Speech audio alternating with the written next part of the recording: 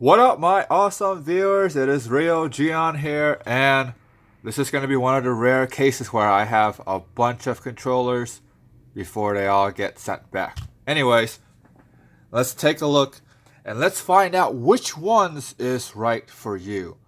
So, first off, we got the Mocute. This one is a small one comparing to something as colossal as this guy here. This is a very small and handy one. And the thing that I really like about this particular controller is definitely the size, and most importantly, it works. This is how big my hand is. There you go. Give you kind of like a look and see how that size is going to be like. The size totally does matter. And for this one, if you got smaller hands and you have a smaller phone, because this controller is really light, then I say go for this one. And of course, it's also budget too. And I'll link as much of these controllers down as I can down below for you guys to check out and buy.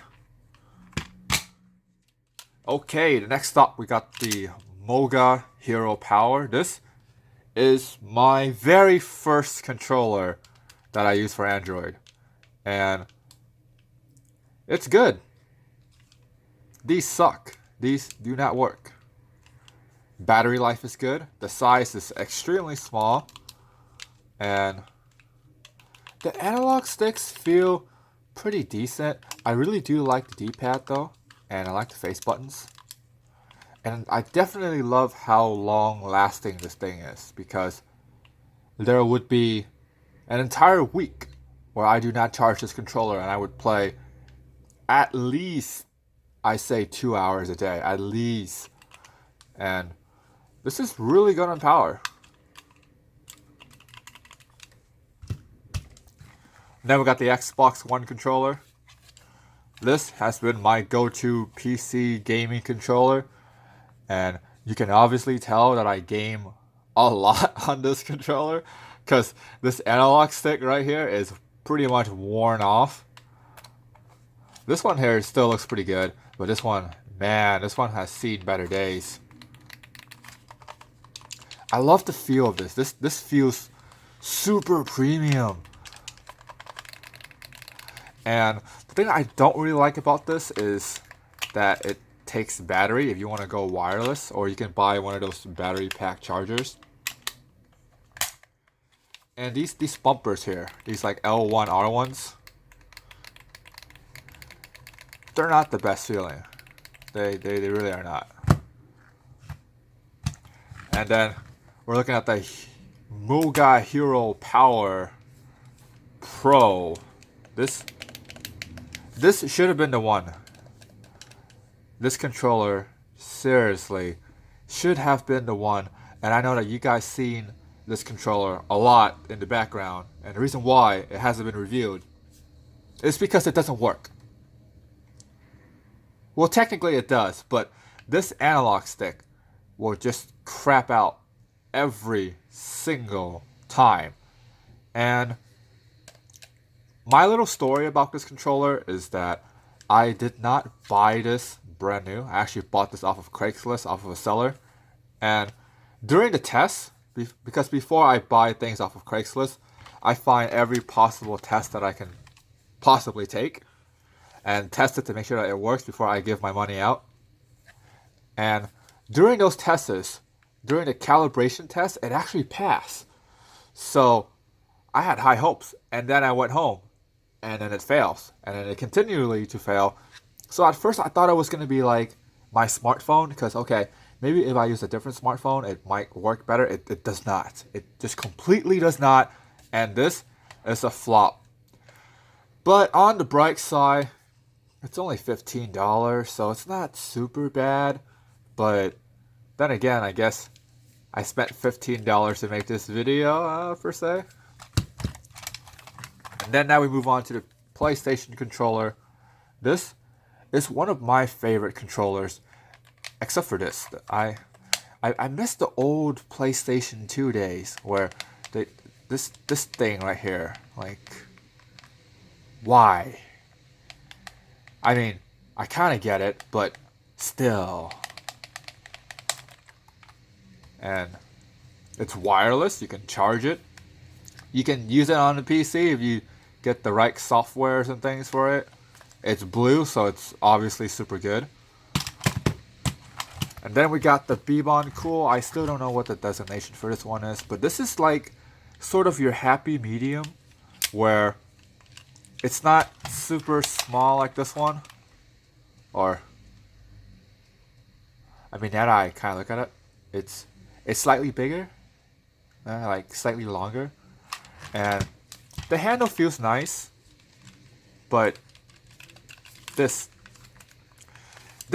right here is just it's not gonna cut it, man. It really does not cut it. But the size and how light it is and how it's blue and black, really awesome. I highly recommend this controller if you don't play a lot of FPS, because these right here, these are not your best friend, especially when you have to do this at the same time. Like it just feels off, man. It just feels off. And then here we have it. This is it. This is the one. This comes right off. But besides that, this is it. Like the longest journey of finding Android controllers. These guys don't count. But the longest journey of finding Android controllers, I have arrived. I would say I have arrived.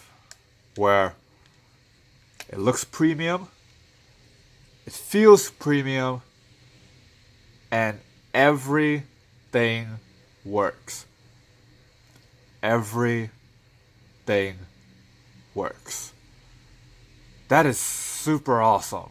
Seriously, guys. Like, the reason why you don't see the game servers here is because they got sent back because of they're just not cutting it out. But this works. It feels great in the hands. It looks super sexy, black and white, and it works. And it feels really comfortable. I can play for long sessions at a time. It's not portable though. It's definitely not portable when you compare it to something like this. Or is it? Is it like the same size? But yeah, the weight is definitely heavier, but it feels so good. It feels so good in the hand, and everything works, which is just awesome. And I know I said that a lot, and you guys are awesome too. But man, this controller, this is it. Like, I made it. I have arrived. And of course, if you made it this far into the video, which, seriously guys, give yourself a round of applause, because this is a Rambo through and through, and you guys made it through, which is awesome. So don't forget, if you are new here, don't forget to click on the subscribe button down there. Don't forget to ring that notification bell to become part of the mighty notification squad.